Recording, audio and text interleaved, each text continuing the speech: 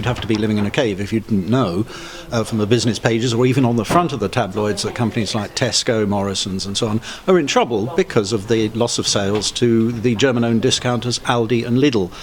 That is really changing the whole category of the market. And of course, as far as meat is concerned, these retailers are very important because the growth rates we're seeing for Aldi are about 30 to 40% per annum in meat, and similarly about 20 to 30% for Lidl.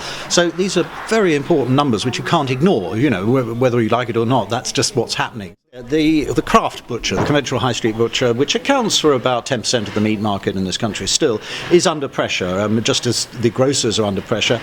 And they're certainly seeing declining trade. And obviously, it's no surprise they're losing that business to Aldi and Lidl, because that growth that we've seen for Aldi and Lidl has got to come from somewhere.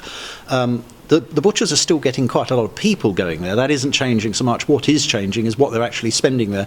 And that, of course, is important to lamb, because the craft butcher is disproportionately important to the lamb market, whereas in the supermarket, which is more price-driven, it's going to be things like poultry, mince and so on.